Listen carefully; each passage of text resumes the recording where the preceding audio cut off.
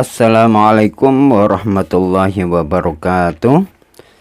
Bismillahirrahmanirrahim. Alhamdulillahirabbil alamin.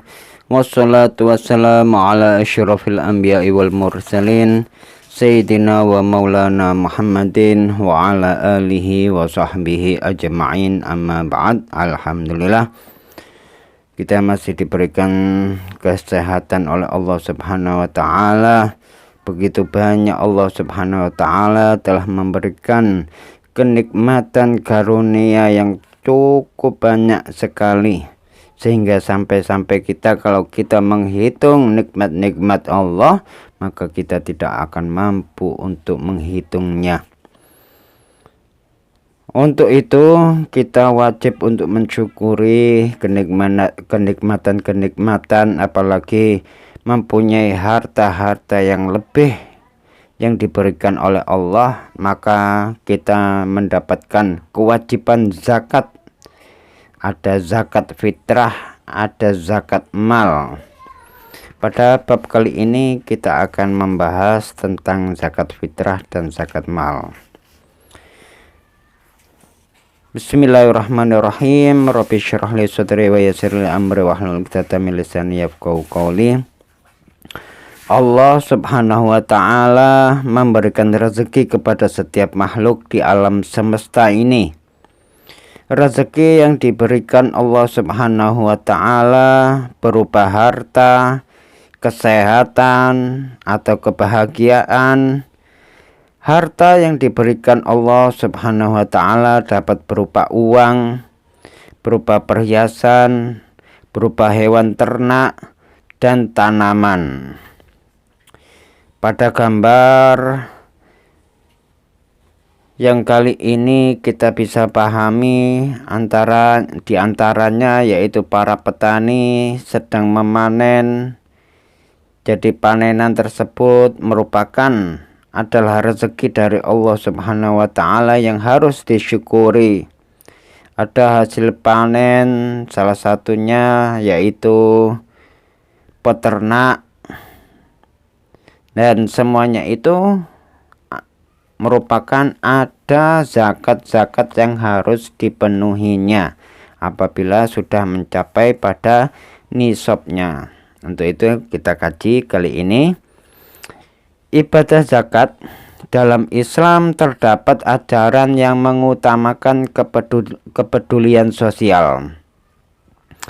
Jadi dalam Islam terdapat ajaran yang mengutamakan kepedulian sosial, karena manusia itu hidup di antara masyarakat, dan di antara masyarakat kita tidak semuanya memiliki harta yang banyak, tidak semua memiliki lahan sawah, tidak semua manusia mempunyai hewan ternak atau perhiasan atau pokoknya barang-barang yang berharga. Tidak semuanya orang-orang itu kaya semuanya.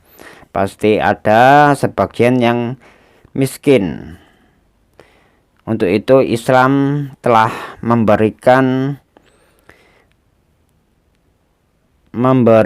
ilmu tentang ajaran mengutamakan kepedulian sosial. Zakat merupakan salah satu perintah Allah Subhanahu wa ta'ala dan Rasulnya yaitu Nabi Muhammad SAW yang bermanfaat terhadap sesama. Bagaimana ketentuan zakat? Coba kita cermati.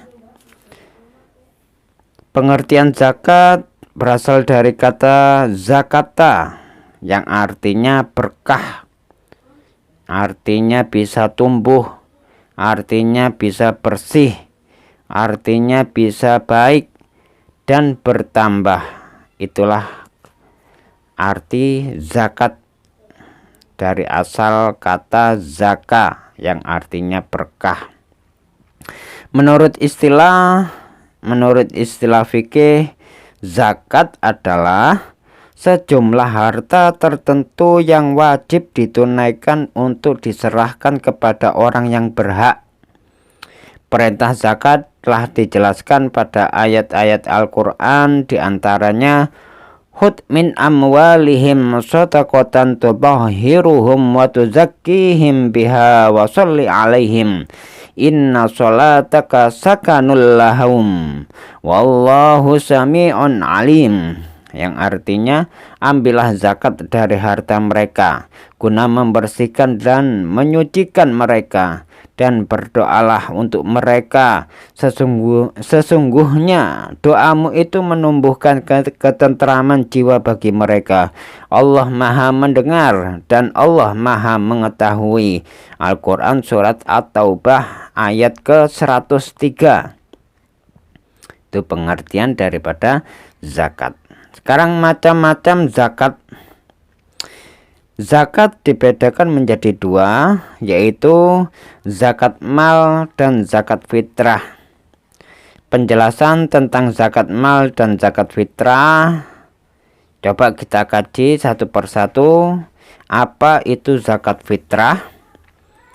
Zakat fitrah adalah zakat yang wajib dibayarkan setiap muslim pada setiap bulan Ramadan.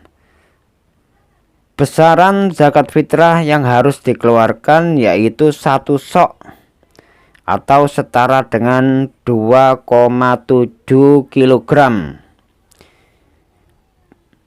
Adapun zakat fitrah yang harus dikeluarkan yaitu merupakan makanan pokok di daerah setempat. Misalkan daerah tersebut bahan makanan pokoknya adalah beras, nasi, maka yang dikeluarkan adalah beras. Atau misalkan di tempat lain bahan makanan pokoknya adalah gandum, maka yang dikeluarkan adalah gandum. Pokoknya sesuai dengan kebiasaan di masyarakat tersebut. Jika membayar zakat menggunakan uang, maka senilai dengan jumlah makanan pokok yang dizakatkan.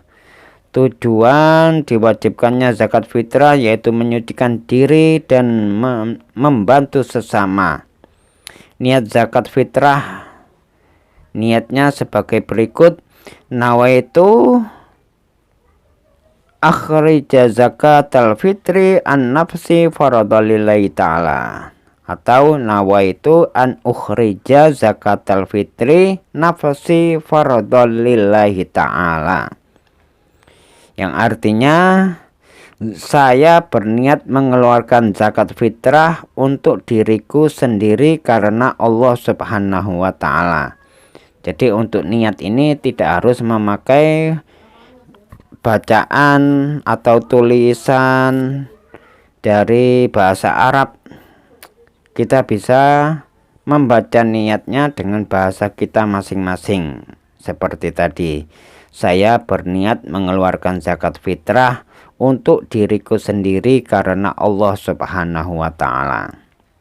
Itu pengertian dari zakat fitrah.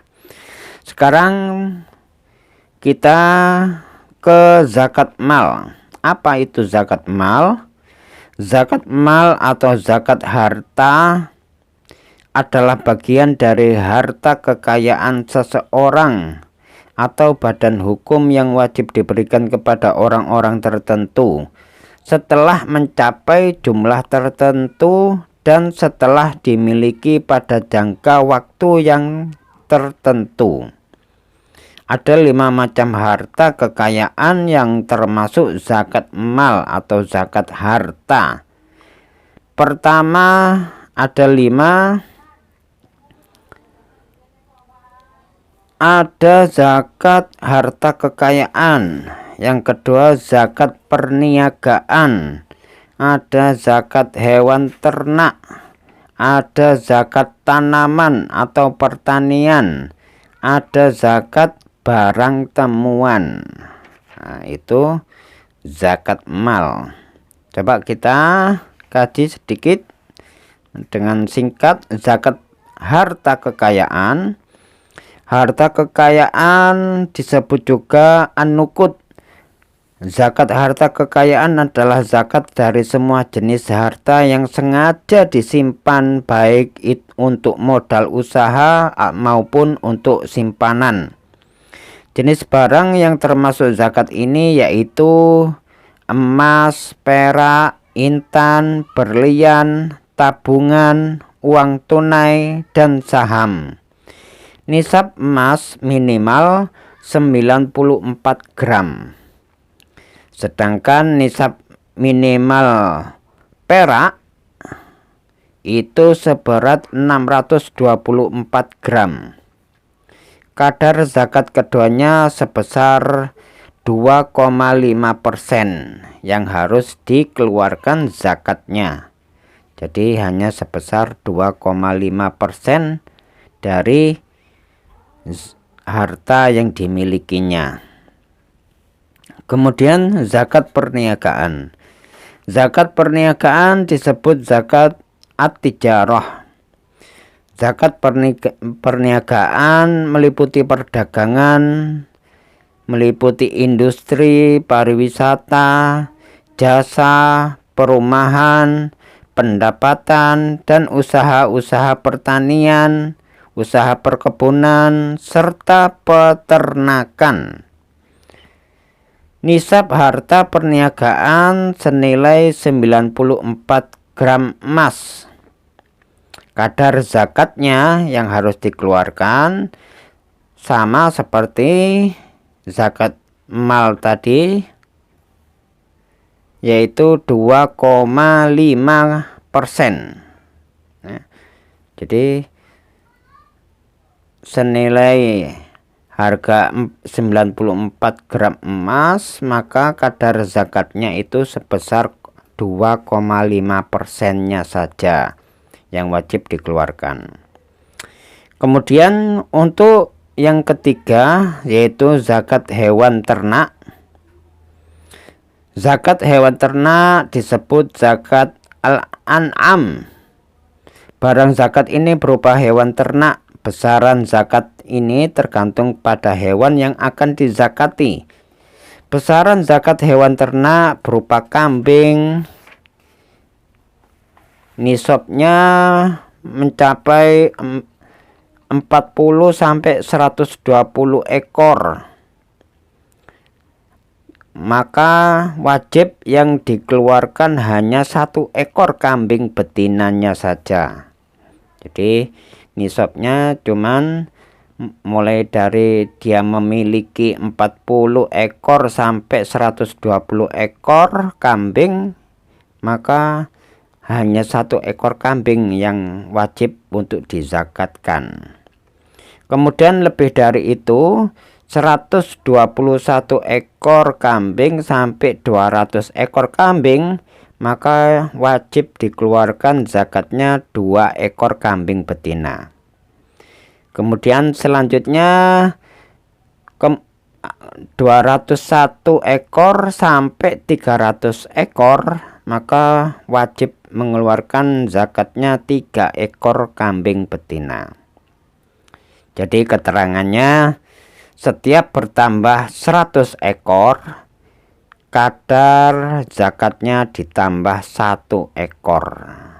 Ya, selisih dari ekor mulai dari 40 sampai 120 ekor itu 100 ekor.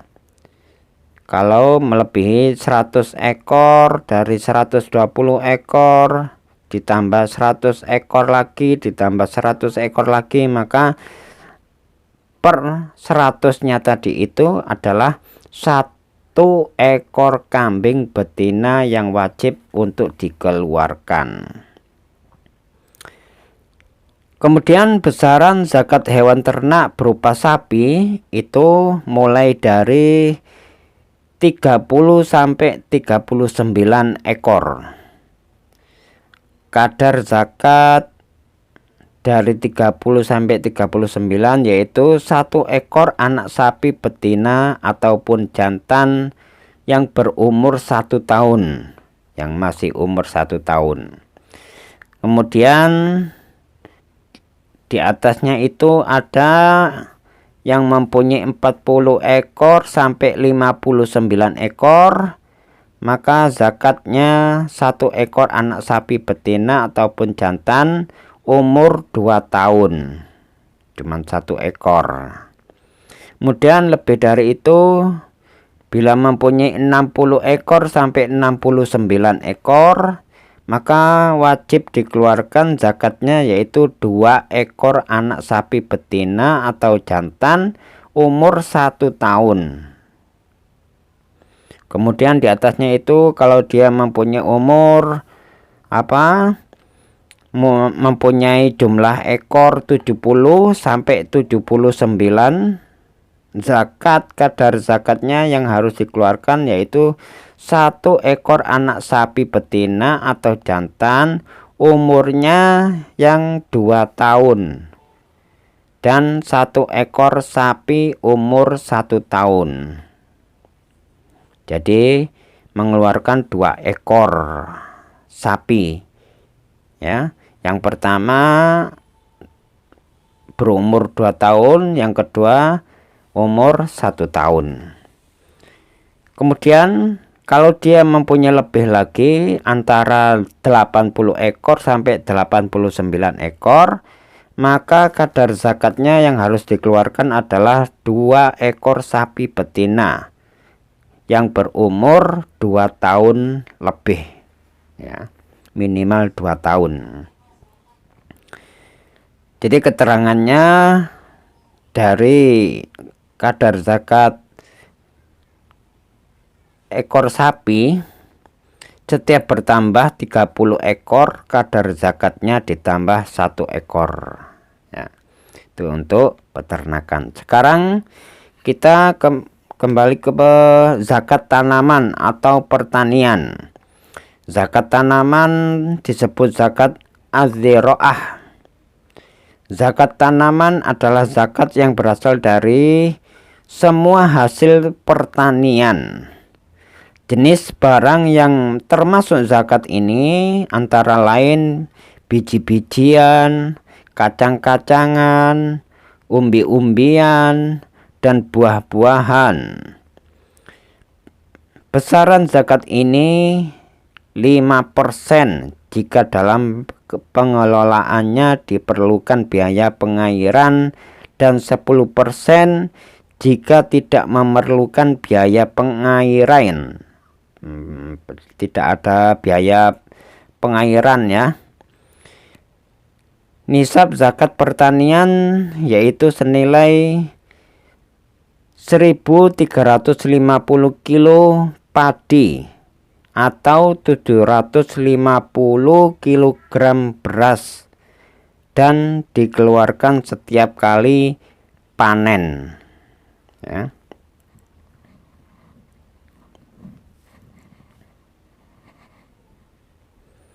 Kemudian zakat yang terakhir yaitu zakat barang temuan. Zakat barang temuan disebut zakat ar-rikas. Zakat temuan adalah zakat yang berasal dari barang temuan atau harta yang diperoleh secara tidak sengaja. Contohnya zakat barang temuan adalah harta karun dan sejenisnya. Besar zakat barang temuan itu adalah sampai 20% yang harus dikeluarkan zakatnya pada saat harta tersebut diperoleh. Pada saat itu langsung dikeluarkan 20%, tidak menunggu 1 tahun ya. Kemudian insya Allah di pertemuan yang akan datang, di video yang akan datang, kita akan meneruskan apa langsung saja sekarang ini ya. Apa-apa dah, kita teruskan saja. Ketentuan dan pelaksanaan zakat. Ibadah zakat harus dilaksanakan sesuai ketentuan yang berlaku. Ketentuan dan pelaksanaan ibadah zakat dijelaskan. Yang pertama, ketentuan ibadah zakat. Ketentuan dalam ibadah zakat yang pertama ada syarat.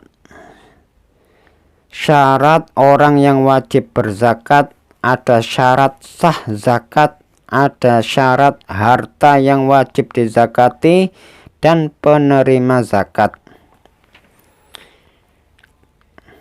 Syarat yang pertama, syarat orang yang wajib berzakat, yaitu seseorang wajib berzakat apabila memenuhi syarat-syarat tertentu.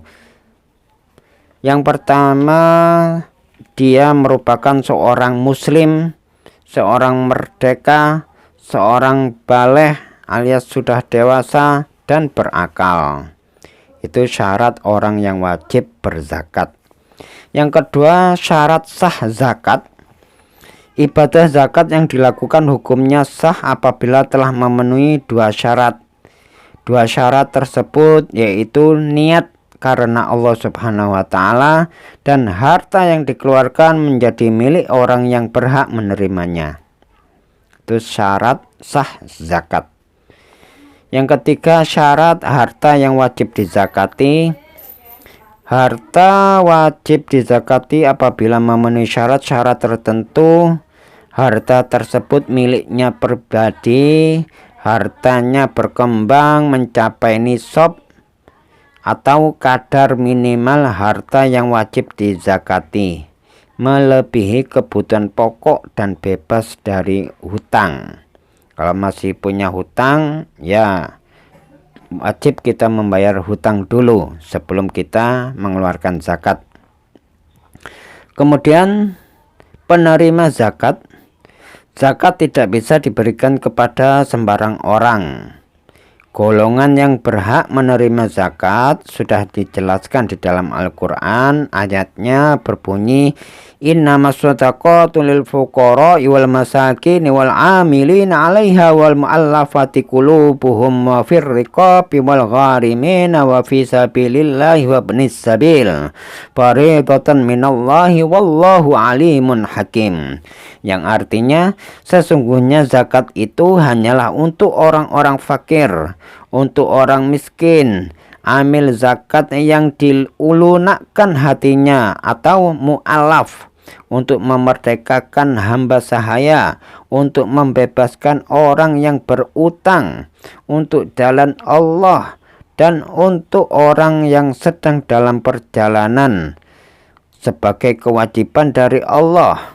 Allah maha mengetahui dan maha bijaksana. Arti dari ayat atau surat At-Taubah ayat ke-60. Berdasarkan ayat tersebut ada 8 golongan orang yang berhak menerima harta zakat atau mustahik. 8 golongan tersebut, yang pertama fakir, yaitu orang yang tidak mempunyai harta maupun penghasilan untuk memenuhi kebutuhan sehari-hari. Itu namanya fakir. Yang kedua miskin. Miskin yaitu orang-orang yang mempunyai harta dan penghasilan, tetapi penghasilannya tersebut tidak mencukupi kebutuhan sehari-hari. Nah, beda ya, fakir dan miskin. Lebih parah itu fakirnya karena tidak mempunyai harta maupun penghasilan.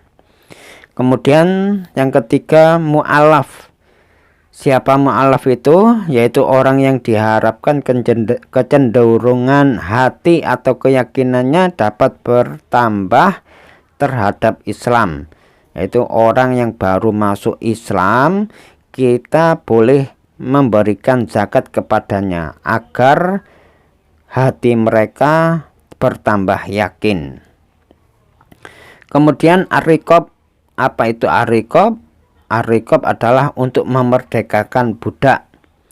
Menurut jumhur ulama, bagian ini diserahkan untuk memerdekakan budak.